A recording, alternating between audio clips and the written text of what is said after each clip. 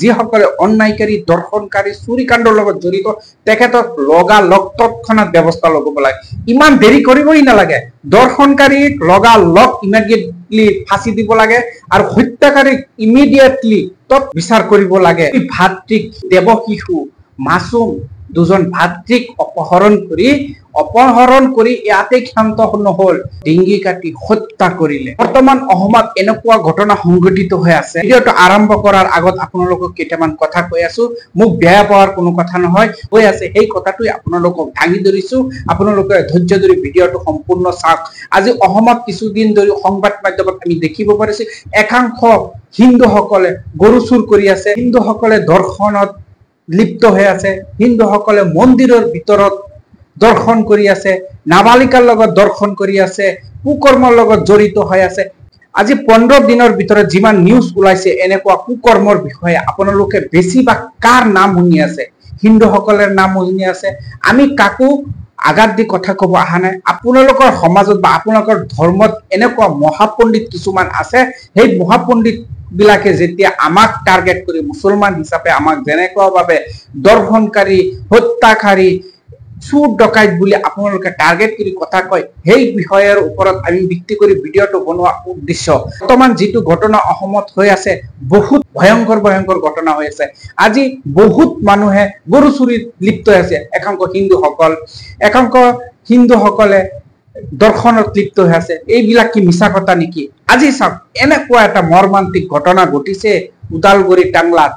দুই ভাতৃ যেতিয়া স্কুলত গৈছে এক্সাম দিবলৈ, তাৰ পৰা আৰু উভতি নাহিল। পৰিয়াল লোকে তেখেত আৰক্ষীক জনোৱা পিছত কি হল যে তেখেতক বিচাৰি সন্ধানেই পোৱা নাই। ঘটনাটো হোৱাৰ পিছত তেখেতৰ মৃতদেহখন উদ্ধাৰ কৰিছে। তাৰ পিছৰ পৰাই এটা হুলস্থুলীৰ পৰিৱেশ সৃষ্টি হৈছে আৰু এই বস্তুটো যেতিয়া অসমৰ সংবাদ মাধ্যমত আহে তেতিয়া অসমবাসী সকলোৱে গম পাইছে যে একাংশ হিন্দুসকলেও যে দৰ্শনত জড়িত আছে, হত্যাকাৰীত জড়িত আছে, চুৰ ডকাইতিত জড়িত আছে। এইবিলাক চাই আমি বিচাৰিছো যে হিন্দু মানেই যে দোৱা তুলসীৰ পাত তেনেকুৱা নহয়। আমিও কওঁ যে মুছলমান মানেই যে দোহা তুলসীৰ পাত তেনেকুৱা নহয়।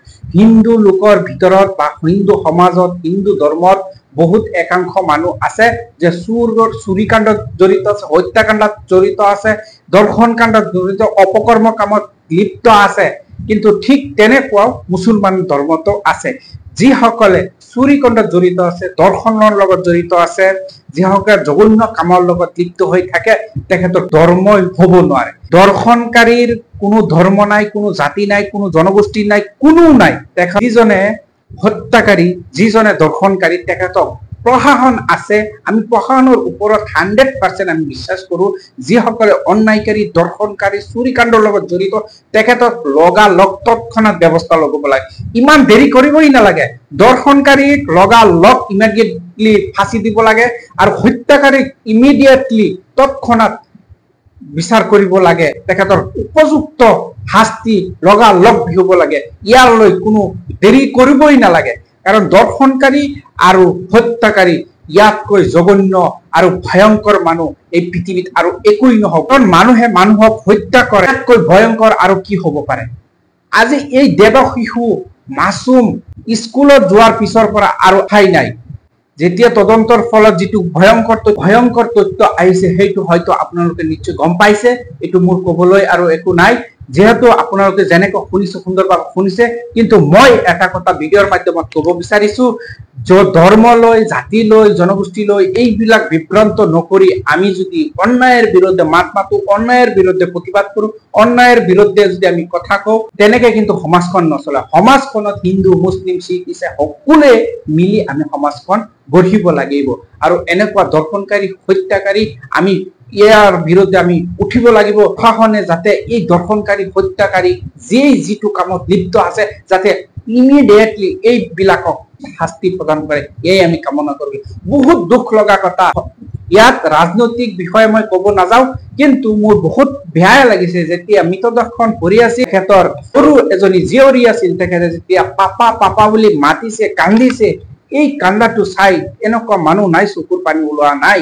আজি চাওক, কোনোবাই প্ৰতিবাদ কৰিবলৈ আহি মৃত্যু মুখত পৰে, কোনোবাই বিনা অন্যায়ত মাছুম শিশু বাচ্চা তেখেতেও কিন্তু মৃত্যু মুখত পৰিবলগীয়া কিছুমান পাখণ্ডৰ কাৰণে। সেই পাখণ্ড বিলাক উৎখাত কৰিবলৈ আমাৰ সমাজখন উঠিব লাগিব আৰু ইয়াৰ বিৰুদ্ধে কোনো ধৰ্ম চাই আমি বিবেচনা নকৰি আমি ইয়াৰ বিৰুদ্ধে আমাৰ মাত মাতিব লাগিব। ইয়াৰ বিৰুদ্ধে আমাৰ থিয় হৈ লাগিব।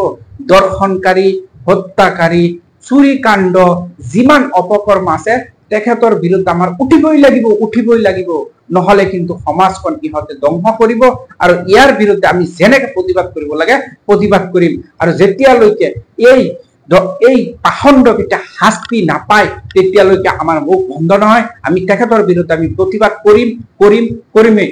কাৰণ আমি গণতন্ত্ৰ দেশত জীয়াই আছো, আমাৰ গণতন্ত্ৰ অধিকাৰ আছে, সেইবাবে আমাৰ যিটো অধিকাৰ আছে সেই অধিকাৰৰ কাৰণে আমি অন্যায়ৰ বিৰুদ্ধে মাত মাতিবলৈ আমি সাজু আছো আৰু অন্যায়ৰ বিৰুদ্ধে মাত মাতিম।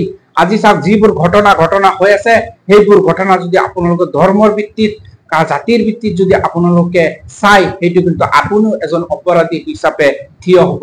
দৰ্শনকাৰী, হত্যাকাৰী তেখেতক হত্যাকাৰী, দৰ্শনকাৰী বিবেচনা কৰিব আৰু যিসকলে এই অপকৰ্মৰ লগত জড়িত আছে তেখেতক সমাজৰ পৰা বহিষ্কাৰ কৰিব লাগে।